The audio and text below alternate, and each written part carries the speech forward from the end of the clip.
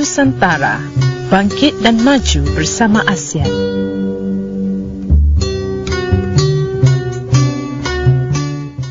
Selamat petang Kuala Lumpur, selamat petang Malaysia, selamat petang Nusantara. Bersama saya Nurbaya Hassan dan saya Radita Arman Muhammad. Pada hari ini 2 November 2015 bersamaan dengan hari Isnin melalui Radio Durian Nusantara, bangkit dan maju bersama ASEAN. Hari ini hari Isnin, minggu baru untuk bulan November, dan saya akan mulakan pengenalan bagi berita Nusantara pada hari ini mengenai keadaan cuaca sekitar Selangor, Lembah Kelang, Kuala Lumpur dan kawasan-kawasan berdekatan dengannya. Dan menurut portal ataupun laman web rasmi Jabatan Meteorologi Malaysia, diramalkan bahawa akan berlakunya ribut petir di beberapa tempat pada petang nanti dan hujan pula di waktu malam. Oleh itu, kepada pengguna-pengguna jalan raya dinasihatkan agar lebih berhati-hati ketika memandu kereta ataupun menunggang motosikal di dalam hujan. Rancang perjalanan jika tidak mahu terperangkap dalam kesesakan lalu lintas, dan juga awasi jarak kenderaan anda untuk mengelakkan kemalangan.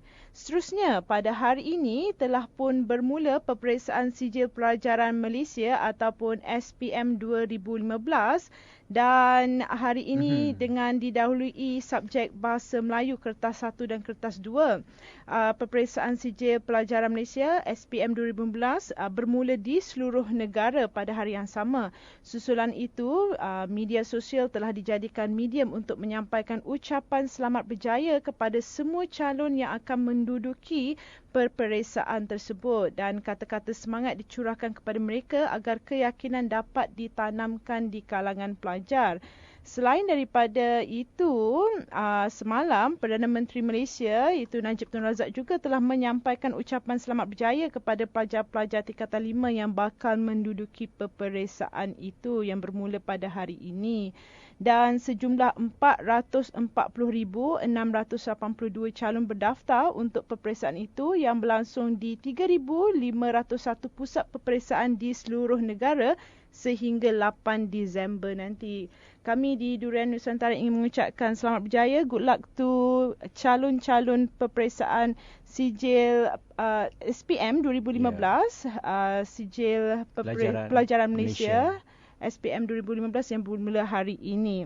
Dan Radi, apakah peristiwa-peristiwa menarik yang berlaku pada 2 November pula? Ya, hari ini 2 November. Pada 2 November, Hari Orang Mati di Mexico.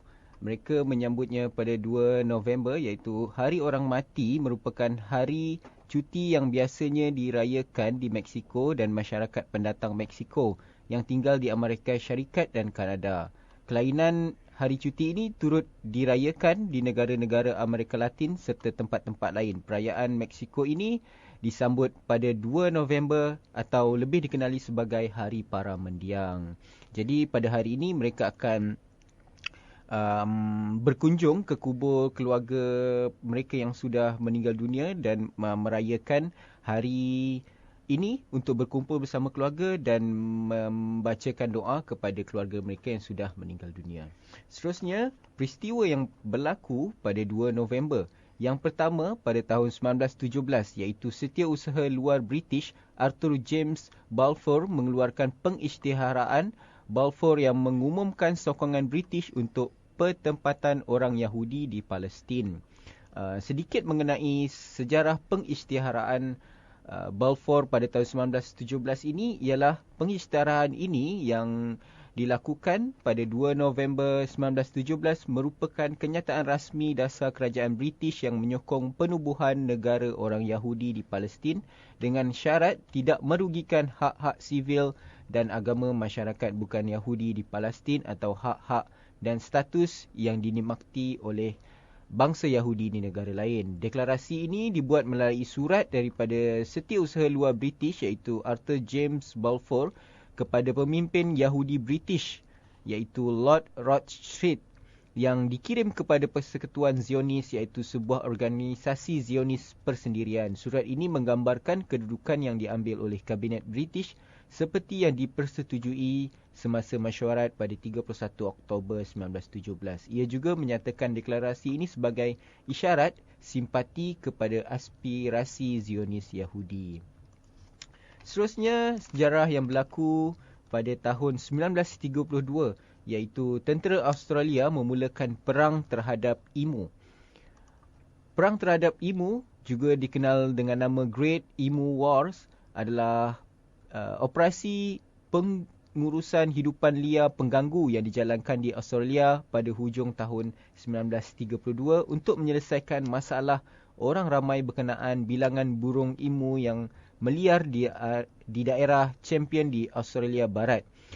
Cubaan untuk mengekang populasi emu ini merupakan burung-burung besar yang tidak boleh terbang yang berasal dari Australia, melibatkan askar-askar dengan machine gun, lantas menyebabkan media menggunakan nama Perang Emu untuk merujuk kepada insiden tersebut.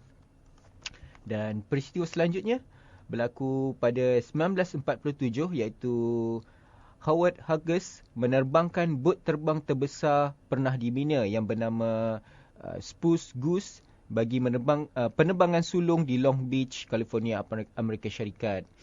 Sebelum ini pesawat hanya membuat pendaratan di darat. Jadi pesawat ini adalah pesawat pertama yang diterbangkan dan didaratkan di laut, iaitu pesawat yang menggunakan bot sebagai pusat pengapungannya. Jadi dengan teknologi terbaru ini, mereka boleh membuat pendaratan di laut. Seterusnya, sejarah yang berlaku pada 2 November 1949, iaitu persidangan meja bulat Indonesia-Belanda, tamat dengan Belanda bersetuju menyerahkan hak kedudukan Hindia Timur Belanda kepada Republik Indonesia Syarikat ketika itu. Persidangan meja bulat Indonesia-Belanda yang berlaku pada 1949 juga dikenali sebagai konferensi meja bundar dalam bahasa Indonesia.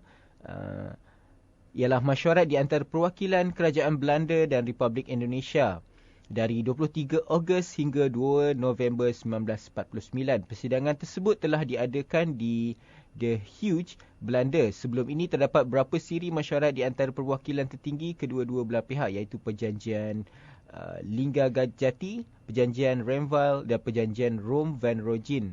Persidangan tersebut berakhir dengan kerajaan Belanda mengiktiraf kemerdekaan penuh Indonesia dan juga menyerahkan hak kedaulatan Kepulauan Hindia Timur Belanda kepada Republik Indonesia Syarikat. Republik Indonesia Syarikat atau RIS ialah sebuah republik persekutuan yang ditubuhkan pada 27 Disember 1949 selepas mendapat kesepakatan dalam persidangan meja bundar. Kesepakatan ini disaksikan oleh United Nations Commission of Indonesia UNCI sebagai wakil PBB. Republik Indonesia Syarikat terdiri daripada 7 buah negara dan 9 wilayah autonomi yang berdiri sendiri, iaitu antara negara bahagian dan negara autonomi. Sejarah seterusnya pada tahun 2008, iaitu Lewis Hamilton memenangi kejuaraan pemandu Formula 1 2008 mengatasi Felipe Massa dengan satu mata. Lewis Hamilton ialah seorang pemandu kereta lumba Formula 1 dari United Kingdom yang kini memandu untuk pasukan Mercedes AMG. Beliau adalah juara dunia pada tahun 2008. Dan seterusnya, kelahiran. Siapa yang lahir pada 2 November, iaitu Mahmud V, iaitu Sultan Empayar Upaniyah yang lahir pada 2 November pada tahun 1844. Sultan Mahmud Rasad atau bergelar Mahmud V ialah Khalifah Empayar Uthmaniyah yang memerintah antara 1909 sehingga 1918. Ia menduduki kesultanan setelah penggulingan Sultan Abdul Hamid II dari tahta pada usia 65 tahun. Beliau belajar dua tasaqufah Timur dan Barat. Ia menjadi sultan pertama yang memerintah di bawah perjanjian Al-Mashurtiyah dan tidak berpengaruh apapun dan membiarkan jalannya pemerintahan berada pada jawatan kuasa persatuan dan kemajuan. Pada masanya terdapat Perang Tripoli pada tahun 1911 antara Utsmani dan orang-orang Libya melawan Itali. Kemudian Perang Balkan antara Empayar Uthmaniyah melawan Greece, Bulgaria, Serbia dan Montenegro, dan lalu Perang Dunia Pertama pada tahun 1914 hingga 1918. Itu saja sejarah yang berlaku pada 2 November. Dan hari ini pula saya ingin berkongsi perkara yang perlu diketahui oleh penggemar ataupun yang memelihara kucing. Tahukah anda bahawa kucing dan anjing juga berisiko untuk mendapatkan kanser? Kanser di kalangan kucing dan anjing juga dianggap pembunuh nombor 1 di dunia. Banyak simptom kanser pada kucing hadir begitu halus dan sukar untuk dikenal pasti.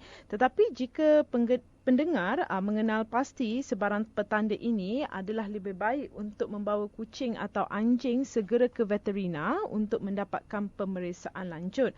Antara tanda-tandanya adalah pertama, hilang berat badan. Hilang berat badan secara drastik adalah salah satu tanda besar kepada penyakit kanser. Ianya sering memberi petunjuk akan tumor gastrosus.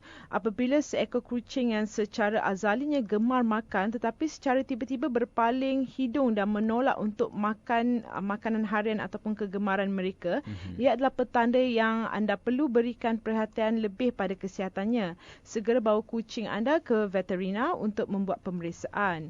Yang kedua, menyorok. Apabila seekor kucing yang manja dan nakal secara tiba-tiba menunjukkan perubahan drastik dengan menyorok dan menghilangkan diri terlalu lama, ia mungkin satu signal yang buruk. Kucing sememangnya suka akan ke lokasi yang tertutup ataupun tersorok. Tetapi jika ianya terlalu lama, mungkin anda patut membawanya segera ke klinik haiwan.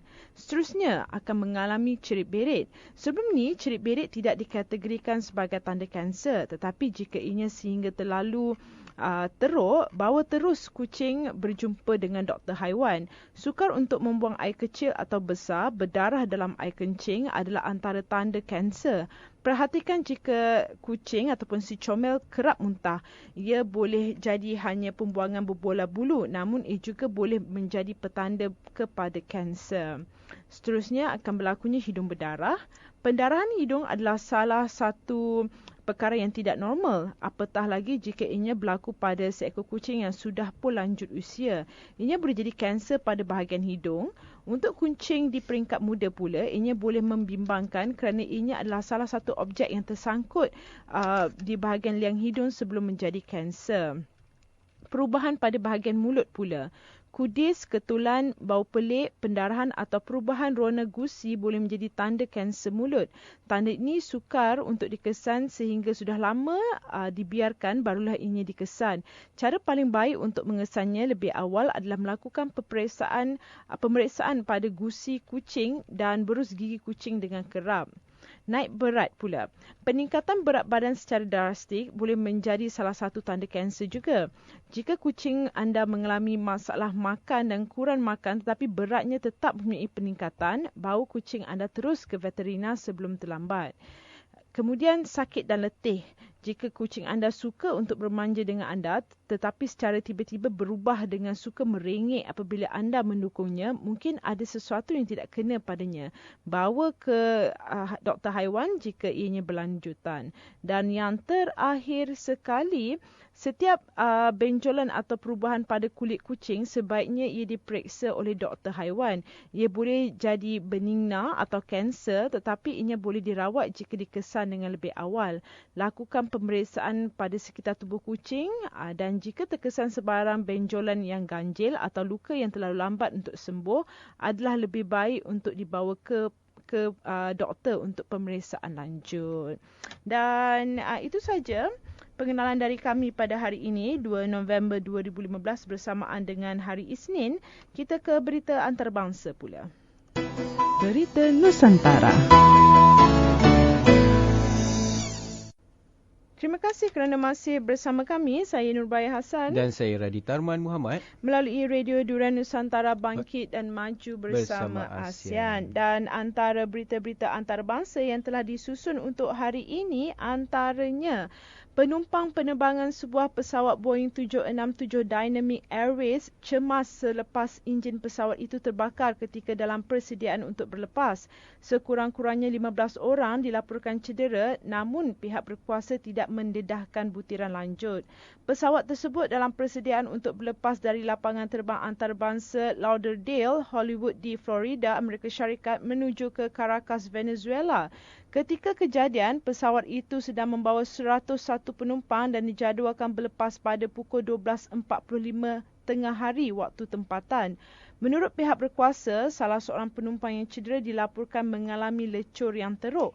Mereka yang cedera telah pun dibawa ke hospital, manakala 24 lagi penumpang sedang diberikan rawatan selepas mengalami trauma. Menurut saksi, penumpang menggunakan gelongsor keselamatan untuk turun dari pesawat dan menyelamatkan diri. Pihak bomba bagaimanapun berjaya mengawal keadaan dengan menyembur air dan buih untuk memadamkan kebakaran. Kebakaran dipercayai bermula dari enjin sebelah kiri pesawat. Badan Keselamatan Pengangkutan Kebangsaan Amerika Syarikat kini sedang menyiasat punca sebenar kejadian. Lapangan terbang terbabit dibuka semula 2 jam selepas kejadian. Dan ada visual panik yang sempat dirakamkan oleh penumpang dari pesawat lain yang bersedia untuk berlepas, dan ini sudah pun menjadi viral di media sosial. Okey, berita seterusnya Berita seterusnya dari Turki, iaitu mengenai pilihan raya Turki. Keputusan majoriti menjadi milik parti pemerintah. Parti pemerintah, Parti Pembangunan dan Keadilan atau singkatannya AK memenangi dalam proses pilihan raya parlimen sekaligus mendapatkan semula majoriti yang hilang pada Jun yang lepas. Kemenangan AK diumum Perdana Menteri Turki Ahmet Davutoglu. Selepas semua undian dikira, AK mendapat hampir 50% undi, sementara pembangkang utama CHP pula memperoleh 25.4% undi. Ahmed menyifatkan keputusan itu sebagai kejayaan kepada demokrasi dan keseluruh warga Turki. Pada Jun lepas, AK mengejutkan dunia politik Turki apabila hilang majoriti buat pertama kali dalam tempoh 13 tahun. Berita antarabangsa seterusnya dari Australia, iaitu masjid di Australia menganjurkan hari terbuka untuk menepis Islamofobia. Dalam usaha mengikis tanggapan yang salah terhadap Islam, sebanyak 14 buah masjid di Australia menganjurkan hari terbuka Masjid Nasional bagi mengajak penduduk tempatan mendekati rumah ibadah tersebut.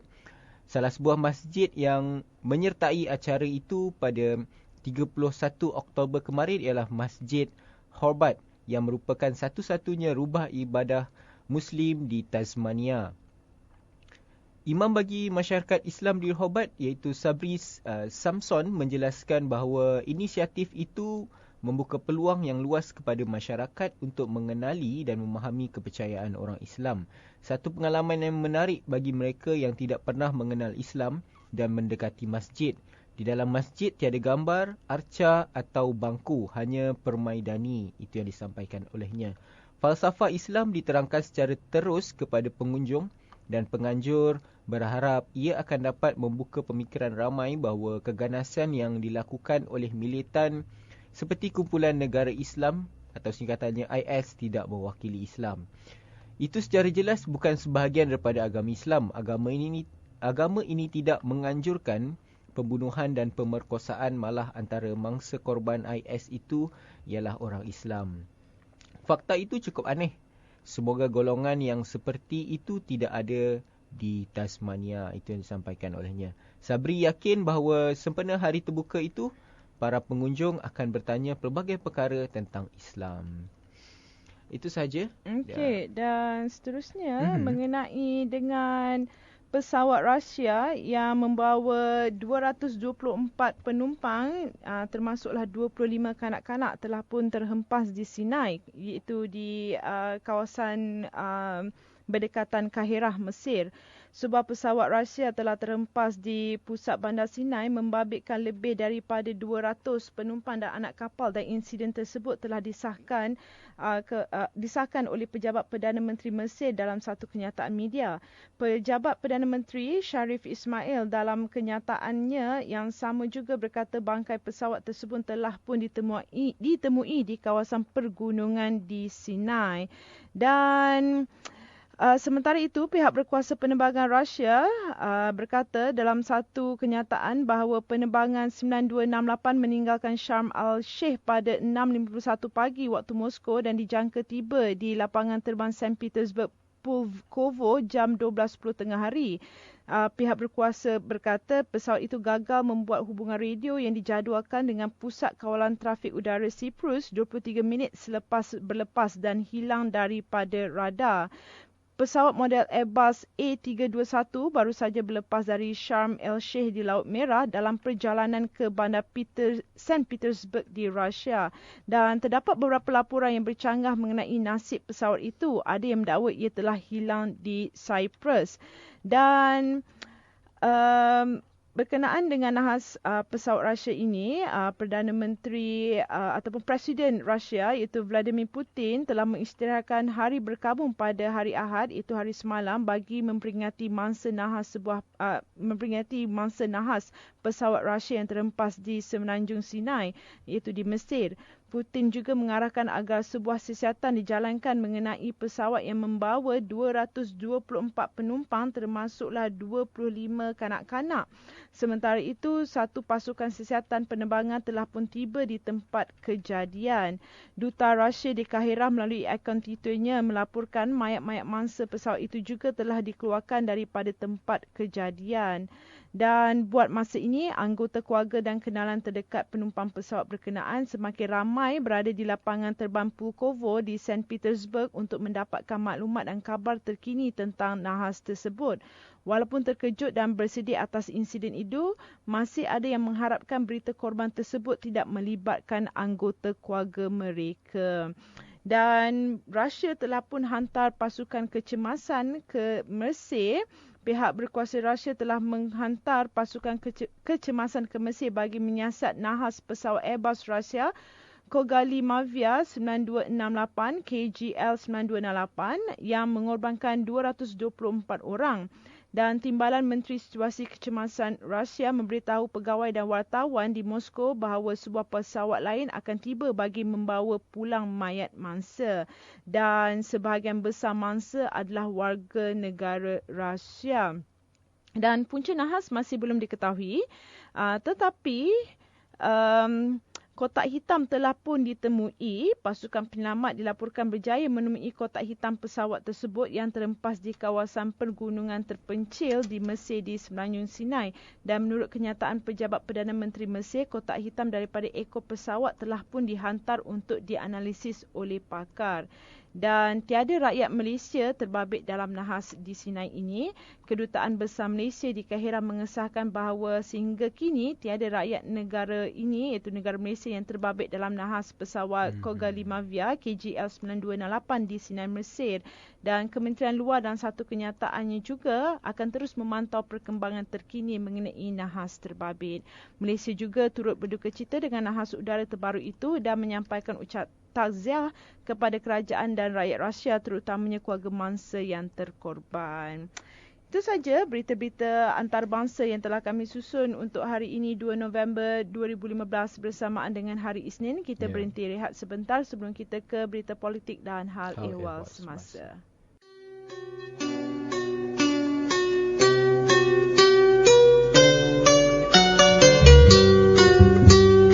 Durian Nusantara, bangkit dan maju bersama ASEAN.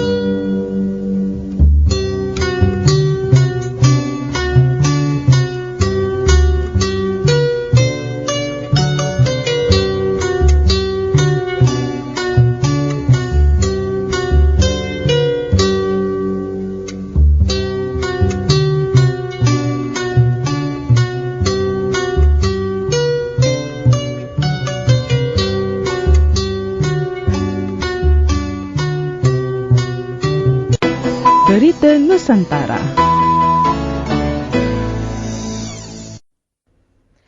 kasih kerana masih bersama kami. Saya Nurbaya Hassan. Dan saya Radhi Tarman Muhammad. Melalui Radio Durian Nusantara Bangkit dan Maju bersama ASEAN. Dan antara berita-berita politik dan hal ehwal semasa yang telah disusun untuk hari ini 2 November 2015 bersamaan dengan hari Isnin. Antaranya, ahli politik Myanmar Nguyen Ngan Ling terlantar di hospital selepas diserang sekumpulan samseng pada malam Khamis lepas.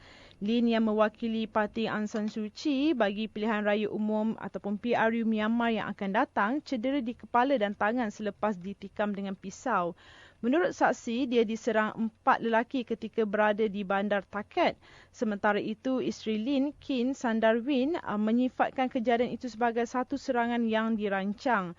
Dan mereka, iaitu penjenayah yang iaitu samseng tersebut, melakukan ini dengan sengaja dan mereka dilihat sangat bersedia untuk melakukan serangan ini kepada ahli politik Myanmar tersebut, iaitu Nguyen Ngan Ling. Dan menyerang seseorang dengan pisau bukan satu kemalangan. Ia merupakan satu perkara yang dirancang dan mereka juga sempat mengasah pisau itu. Ini kata isteri Lin, itu Kin Sandarwin. Selain Lin, 2 lelaki turut mengalami kecederaan dalam kejadian itu. Lin merupakan calon daerah Yangon mewakili Parti Liga Demokrasi Kebangsaan Myanmar. Setakat ini masih tidak jelas motif serangan tersebut. Biarpun kempen yang sudah berlangsung 2 bulan, insiden keganasan berkaitan pilihan raya sangat jarang berlaku di Myanmar. Seterusnya pula adalah mengenai Malaysia dan Singapura telah menzahirkan ikrar semula mengenai hubungan dua hala yang istimewa antara kedua-dua negara. Penzahiran itu dibuat dalam pertemuan antara Menteri Luar Republik itu, iaitu Dr. Vivian Balakrishnan dan Perdana Menteri Malaysia Najib Tun Razak di Kuala Lumpur pada Khamis lepas. Balakrishnan yang kini berada di Malaysia untuk lawatan 2 hari mengunjungi Najib di bangunan Parlimen. Dan dalam kenyataan yang dikeluarkan oleh Kementerian Hal Ehwal Luar di sini, mereka mengalu-alukan kerjasama rapat antara kedua-dua negara dan kemajuan menggalakkan yang dicapai dalam beberapa projek 2 hala termasuk kereta api berkelajuan tinggi KL Singapura dan Rapid Transit System. Balakrishnan juga mengadakan pertemuan dengan rakan sejawatannya dari Malaysia, iaitu Datuk Seri Anifah Aman. Balakrishnan memuji Malaysia atas kepimpinannya sebagai pengerusi ASEAN dan melahirkan komitmen Singapura untuk bekerjasama rapat dengan Malaysia untuk memastikan kejayaan sidang kemuncak ASEAN pada November nanti. Mereka juga bertukar-tukar pandangan mengenai perkembangan terkini termasuk keperluan untuk bekerjasama memerangi keganasan, memerangi isu keselamatan serantau dan jerebu rentas sempadan. Dan Radhi, berita seterusnya? Berita seterusnya dari Manila, iaitu wartawan radio ditembak mati di Filipina. Seorang pemberita radio ditembak mati dalam serangan terbaru di Filipina membabitkan anggota media dengan puluhan kes pembunuhan masih tidak selesai. Jos Bernardo yang berumur 44 tahun ditembak beberapa das oleh seorang daripada 2 suspek menggunakan motosikal di pinggir Manila dengan mangsa dilaporkan meninggal dunia di hospital. Polis berkata mangsa sebelum itu memberitahu keluarganya bahawa dia mahu berjumpa seseorang yang tidak dikenali. Setakat ini belum ada suspek yang ditahan berhubungan serangan itu yang turut mencederakan seorang pekerja restoran. Kata beliau, kami ingin memberitahu pembunuh itu tanpa motif yang jelas, namun ia masih menunjukkan terhadap risiko ketika bertugas, kata Presiden Kelab Media Kebangsaan Filipina iaitu Joel Saint Egco. Bernardo adalah pemberita dan petugas penyiaran di stesen radio DWBL Manila dan juga pemberita di DWIZ, sebuah lagi stesen penyiaran di ibu negara Filipina itu. Kemungkinan serangan itu berkaitan kerja atau disebabkan masalah peribadi, kata Ketua Inspektor iaitu Rodilio Marcelo. Laporan media sebelum ini menyebut 4 wartawan dibunuh di negara itu pada Ogos dan September lalu. Sejak tahun 1992, 77 wartawan dan 2 pekerja sokongan media terbunuh di Filipina ketika sedang bertugas. Demikian menurut Badan Pemerintah Media berpangkalan di New York, Committee to Protect Journalism. Badan itu berkata 52 wartawan lagi dibunuh di Filipina dengan tiada motif yang jelas. Seterusnya berita dari Yala, iaitu di Thailand. Keadaan di Yala terus tegang apabila sebutir lagi bom meletup di daerah Banang Sara di Yala semalam menyebabkan seorang askar Thai cedera. Serangan bom itu berlaku tidak sampai 24 jam selepas sekumpulan lelaki bersenjata melepaskan tembakan ke arah sebuah pangkalan tentera pada malam kemarin. Bagaimanapun, tiada kecederaan dilaporkan dalam serangan terhadap pangkalan tentera berkenaan. Pada pagi semalam, sebuah kenderaan tentera yang meronda berhampiran kem itu menjadi sasaran serangan bom yang diletupkan dengan alat kawalan jauh. Ia menyebabkan seorang askar cedera di kaki. Kekacauan di Yala yang masuk hari keempat dipercayai didalangi kumpulan pemisah yang dikenali sebagai Runda Kumpulan Kecil atau singkatannya RKK. Unit perisikan tentera percaya ketua RKK yang dikenali sebagai Ismail Rayalong atau Ustaz Soh mengarahkan anggota kumpulan itu melancarkan serangan. Maklumat perisikan juga percaya kumpulan itu bakal melancarkan serangan lebih besar dan bahaya apabila menyiapkan 5 buah kenderaan tidak syarat dengan bahan letupan. Sumber perisikan memberitahu kawalan di Yala kini dipertingkatkan dan pihak berkuasa bersedia dengan banyak lagi serangan. Katanya pihak berkuasa juga melancarkan operasi besar-besaran mencari 5 kenderaan yang syarat dengan bahan letupan dan sedia untuk dilancarkan. Kami percaya bom kenderaan itu disembunyikan dan hanya menunggu mangsa untuk dilancarkan. Ujurnya, sebuah truk pickup 4 pintu berwarna perak atau gangsa antara kenderaan yang digunakan untuk melancarkan serangan berkenaan.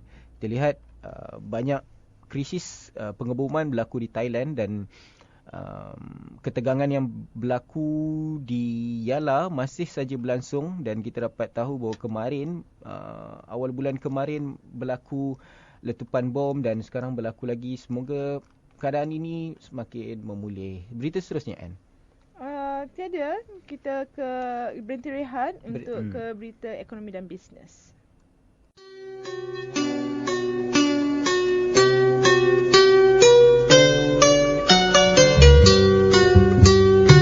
Durian Nusantara, bangkit dan maju bersama ASEAN.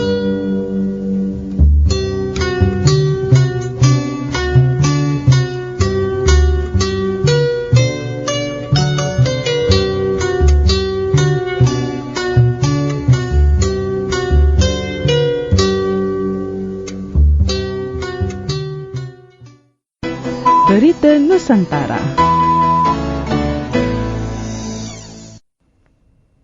Terima kasih kerana masih lagi bersama dengan saya Nurbaya Hassan dan saya Raditya Arman Muhammad melalui Radio Durian Nusantara, bangkit dan maju bersama ASEAN. Dan untuk berita ekonomi dan bisnes pada hari ini 2 November 2015 bersamaan dengan hari Isnin mengenai langkah proaktif yang selamat yang boleh menyelamatkan negara dari krisis ekonomi dunia. Ini menurut pandangan Perdana Menteri Malaysia Najib Tun Razak, di mana langkah proaktif kerajaan dalam menangani krisis ekonomi dunia memberi kesan positif dan mengurangkan beban yang ditanggung penjawat awam sendiri. Perdana Menteri Malaysia Najib Tun Razak berkata ia terbukti dengan pelbagai insentif khas kepada kumpulan berkenaan seperti yang diumumkan semasa pembentangan bajet 2016 baru-baru ini. Pelbagai faktor luaran dan dalaman dapat ditangani kerajaan untuk memastikan penjawat awam tidak terbeban walaupun dunia berhadapan dengan krisis. Dan kerajaan tidak kurangkan perbelanjaan, namun kerajaan mampu mengawal kemampuan dalam perbelanjaan. Dan Najib juga berkata penjawat awam sendiri perlu melihat perbezaan tindakan yang dibuat kerajaan dalam menangani krisis ekonomi tidak sama, iaitu tidak seperti kemelut pada 1997. Dan pada bajet 2016 baru-baru ini, Najib Tun Razak telah umumkan penetapan gaji permulaan terendah dalam perkhidmatan awam kepada RM1,200 Malaysia sebulan, menambah baik sebanyak 252 skim perkhidmatan yang akan memanfaatkan 406,000 penjawat awam serta pelbagai lagi termasuk kepada termasuklah kepada pekerja kontrak. Dan Najib turut menggariskan semula 5 tunjang bajet 2016 yang mahu memperteguhkan ketahanan ekonomi negara, meningkatkan produktiviti, inovasi dan teknologi hijau, mempersiaga modal insan, memperkasa agenda Bumi Putra dan meringankan kos sara hidup rakyat. Pada perhimpunan bulanan sebelum ini di Jabatan Perdana Menteri, Najib mahu penjawat awam bersama-sama dengan Kabinet memulihkan keyakinan orang ramai terhadap kerajaan serta mengatasi situasi defisit keyakinan yang disebutkan oleh setengah pihak. Najib juga mahu penjawat awam tidak hilang arah dan fokus kerana terdapat banyak usaha yang perlu dilakukan untuk meningkatkan tahap kesejahteraan rakyat. Dan itu saja berita-berita yang telah disusun pada hari ini untuk Berita Nusantara 2 November 2015 bersamaan dengan hari Isnin. Sebelum kami melabuhkan tirai, apakah kata-kata bijak yang ingin dikongsikan? Ya, kehidupan di masa depan itu ditentukan dari masa lalu. Jadi jangan membuang kejadian di masa lalu tetapi jadikanlah pelajaran untuk kita hidup di masa depan. Itu saja untuk hari ini 2 November 2015 bersamaan dengan hari Isnin. InsyaAllah kita akan bertemu lagi esok. Dan terima kasih kepada calon-calon peperiksaan sijil pelajaran Malaysia 2015. Selamat berjaya. Semoga dapat menjawab soalan dengan baik. Yang penting jaga diri, jaga kesihatan kerana sekarang ni musim hujan. Dan elakkanlah daripada kena hujan. Jadi itu saja untuk hari ini daripada kami. Salam hormat, salam kasih sayang, salam cinta damai, salam Nusantara. Assalamualaikum.